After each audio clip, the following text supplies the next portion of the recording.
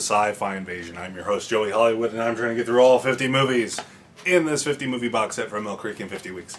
The movie I watched today was First Starship to Venus. I didn't know what to expect with this one. I've never seen it before, so I was hoping it was going to be fun, especially after the freaking Hercules movies.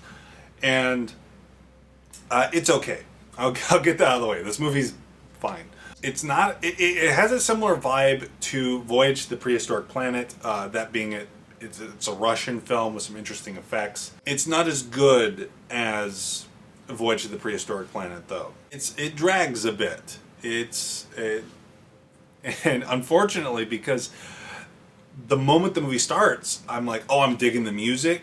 I love the opening credits. The opening credits rock. The opening credits are the best part of the movie, which is something you never want to say. But after we have the interesting title card and credits, we go straight to narration, which is to be expected. It's a low-budget movie, and it's dubbed from Russia. But it's a lot of, like, stock footage of science and technology in classrooms.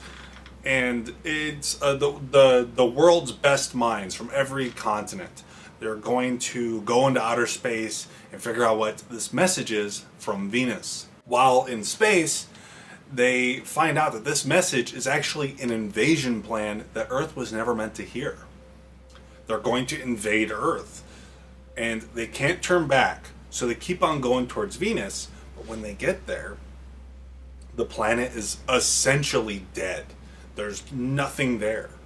And it's very confusing to the crew, like, what's going on. There's an interesting moment in the movie. I like the planet. I like when they get to Venus. Venus looks cool. There's a guy who falls down a shaft, and there's all these, like, little metal aliens hopping around on strings. It's very corny. It's very cheesy. It's very charming.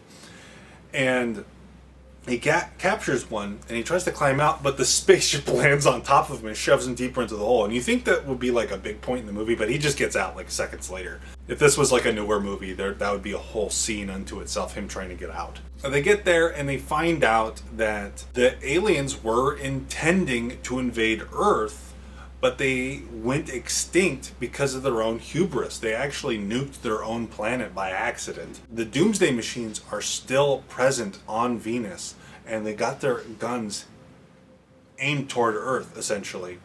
And there's a really interesting scene where they throw a rock inside a thing of ooze, and the ooze starts attacking them.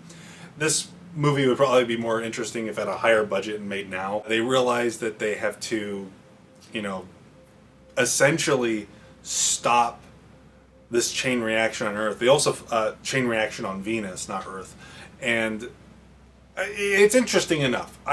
They also find like a spaceship there that looks like a giant golf ball that looks visually interesting. If I could describe what this movie feels like, it feels like a disaster flick from the 90s, like a Mission to Mars type movie. If anyone remembers that movie, I watched that movie a lot when I was a kid for some reason. I don't think it was a very good movie. Yeah, it feels kind of like Mission to Mars, but it's Venus. And it's fine. If you gave me the choice to watch Prehistoric Planet or this, I'd watch the Prehistoric Planet. That one's a way better Russian made into an American movie.